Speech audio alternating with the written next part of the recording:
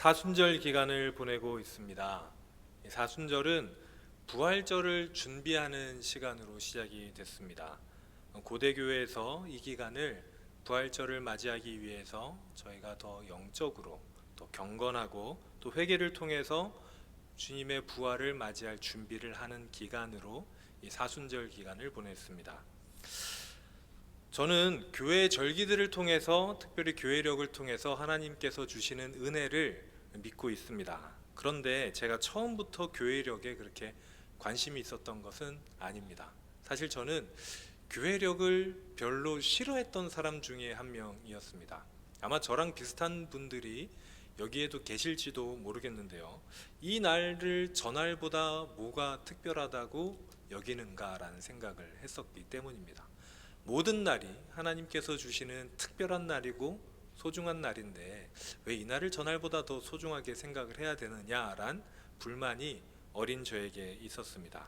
그런데 그렇게 생각하던 저에게 찾아온 생각은 무엇이냐면 이 교회력이 율법이 아니라 은혜라는 사실입니다. 하나님께서 저희에게 교회력을 또 이런 절기들을 허락하신 것은 이걸 절기를 지켜야 되는 율법으로 주신 것이 아니라 은혜의 통로로 저희에게 주셨다는 사실을 깨닫게 되었습니다. 저희가 매년 주님의 생애를 기념하고 기억하고 때로 재현하면서 우리는 우리를 향한 그 하나님의 사랑을 경험할 수 있고 예수님의 은혜를 체험할 수 있게 됩니다. 그래서 우리가 찬양을 하면서 혹은 기도하면서 때로 설교를 들으면서 은혜를 체험하는 것과 같이 교회력은 은혜의 통로가 됩니다. 그래서 교회력을 우리가 다른 말로 은총의 교회력이라는 말도 사용하기는 합니다. 이제 우리는 사순절을 보내고 있죠. 지난 수요일이 이 사순절의 시작인 참회의 수요일, 다른 말로 하면 제의 수요일입니다. 사순절은요, 부활절을 향해 가는 기간이라고 제가 말씀을 드렸었는데요. 특별히 이 시기는 주님의 고난과 죽음에 초점이 맞춰져 있습니다.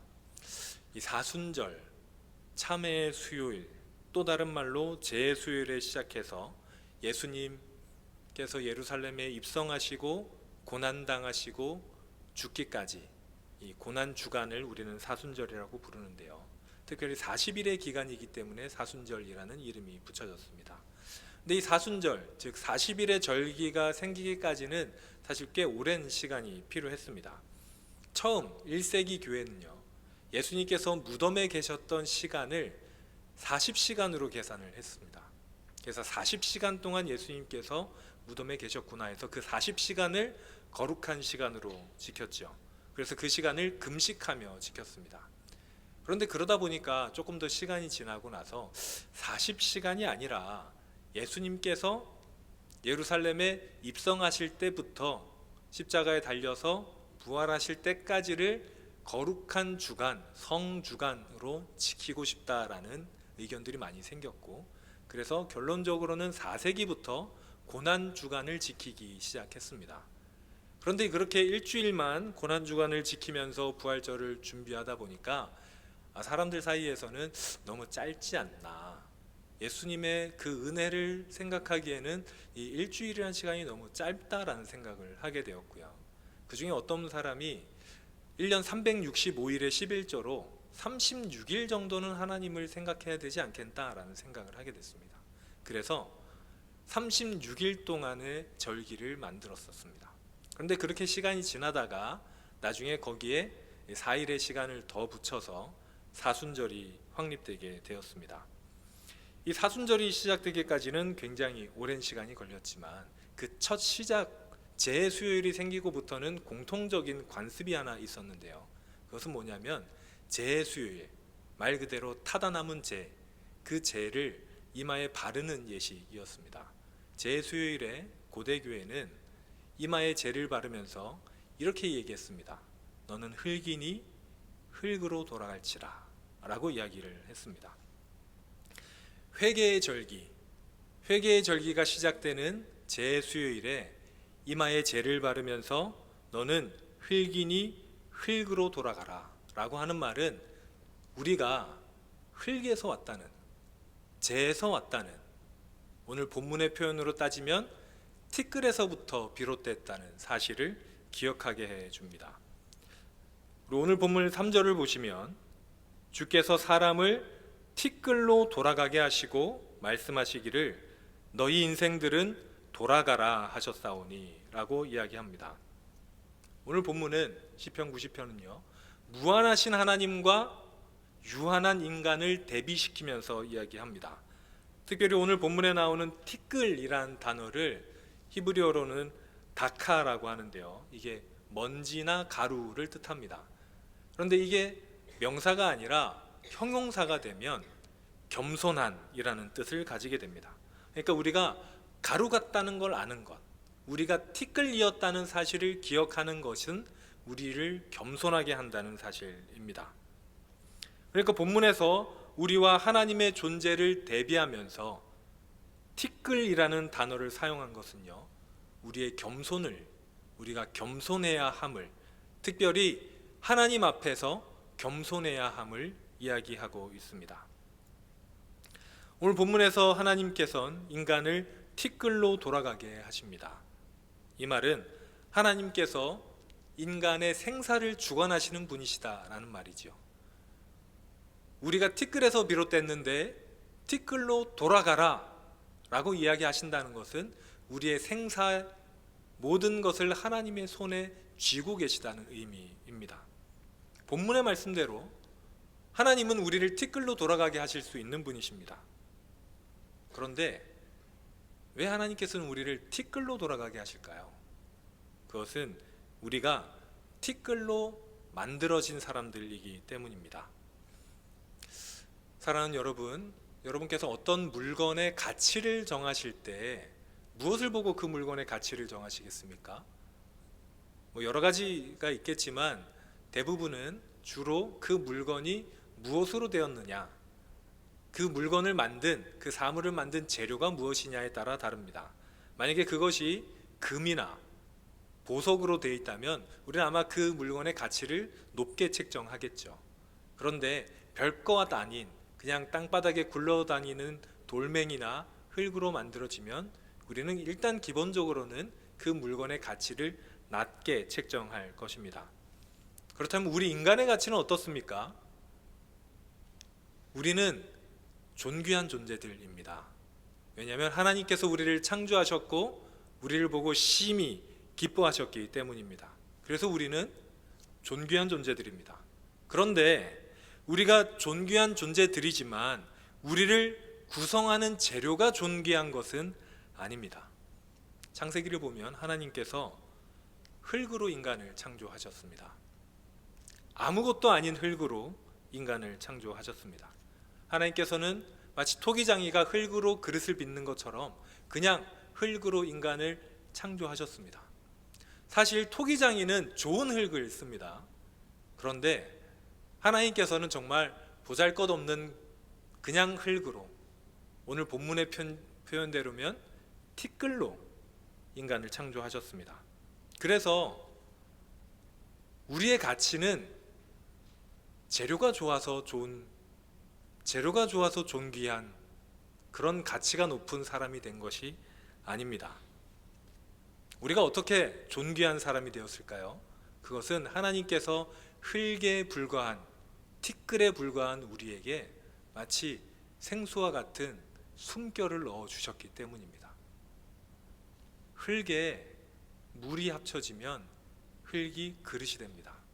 빚어지고 모양이 빚어지게 됩니다. 그런데 은혜가 말라버려서 바싹 마르게 되면 아무리 흙을 뭉쳐도 그릇이 될 수가 없습니다.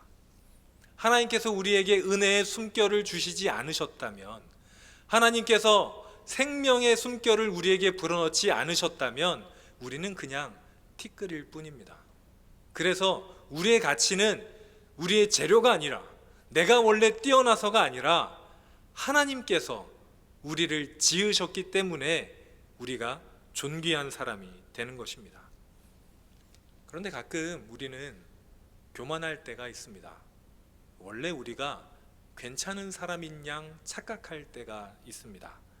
그냥 그래도 좀 나 자신이 괜찮은 사람 아닌가, 그래도 TV에 나오고 사람들에게 욕먹는 어떤 사람들보다는 그래도 꽤 나은 사람이 아닌가, 나는 원래 태생부터 그 사람들, 그런 죄인들이랑은 다른 그런 존재이다 라는 착각을 할 때가 있습니다.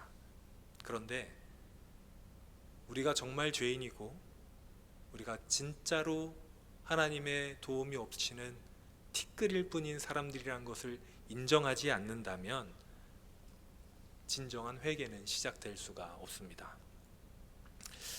내가 예수를 못 박았습니다 라는 찬양이 있습니다. 그 가사가 이렇게 시작되는데요.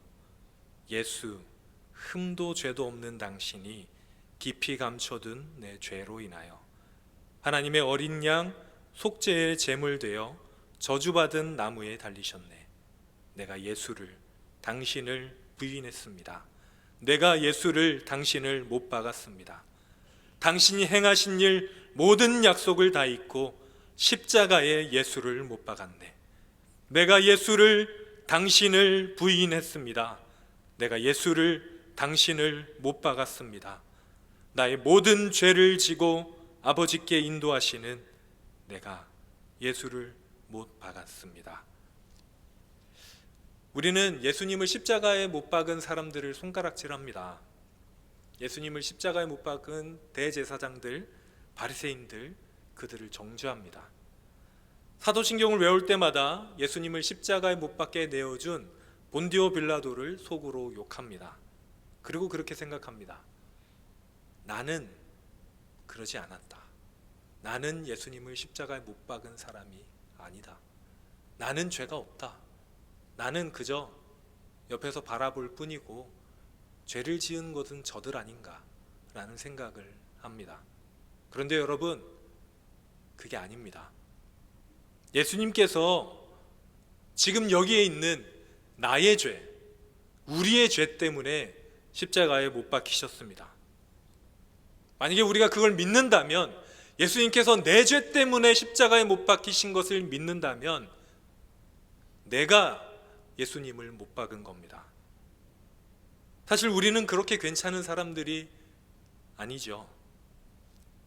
우리가 예수님께 구원을 받았고 믿음을 가지고 하나님을 믿는다고 하지만 여전히 우리는 죄를 짓고 삽니다.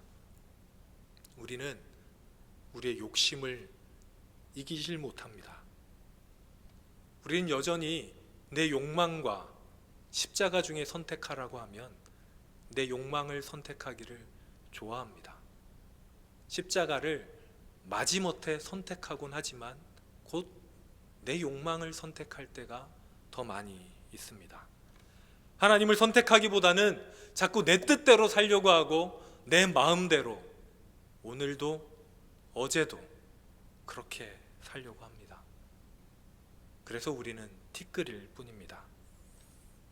우리가 죄를 지을 때 죄는 우리를 하나님으로부터 멀어지게 합니다. 하나님의 은혜로부터 우리를 멀어지게 합니다. 그래서 우리가 마치 바싹 말라서 습기 없이 금가고 깨어진 그 토기 조각처럼 그렇게 우리를 말라버리게 합니다. 이런 죄인인 우리를 위해서 우리 주님께서 십자가에 못 박히셨습니다. 내 죄가, 우리의 죄가 예수님을 십자가에 못 박았습니다. 예수님께서 십자가에 못 박히신 이유가 바로 우리가 죄인이기 때문입니다. 죄인인 나로 인해서 예수님께서 십자가에 못 박히셨습니다. 티끌인 나로 인해서 나 때문에 예수님께서 못 박히셨습니다. 하나님이신 주님께서 나를 위해서, 우리를 위해서, 하늘 위에 계신 온 세상을 창조하신 그 주님께서 티끌인 우리를 위해서 스스로 티끌이 되셨습니다. 우리를 향해서 티끌로 돌아가라 하시면 우리는 그냥 티끌로 돌아가야 될 존재일 뿐인데, 그런 우리를 위해서 그분이 티끌이 되셨습니다. 그리고 사순절은 그런 그분을 생각하는 시간입니다. 앞서 이야기한 찬양 가사가 그 뒤로 가면 조금 바뀝니다. 그 가사가 이런데요. 내가 예수를, 당신을 다시 바라봅니다. 내가 예수를, 당신을 사랑합니다. 당신이 행하신 일, 흔들리지 않는 사랑, 깨지지 않는 약속 붙들겠네. 내가 예수를, 당신을 다시 바라봅니다. 내가 예수를, 당신을 사랑합니다. 갚을 수 없는 사랑, 아버지께 인도하시네. 내가 예수를 사랑합니다. 아멘. 우리가 우리의 연약함을 인정할 때 우리는 다시 하나님을 바라보게 될 것입니다. 회개의 시작은 우리가 죄인임을 고백하는 것에서 시작합니다. 내가 죄인입니다. 나로 인해서 예수님께서 못 박히셨습니다. 우리가 그렇게 인정할 때 우리에게 회개가 시작될 것입니다. 사랑하는 성도님들, 오늘 이 밤이 회개의 밤이 되기를 바랍니다.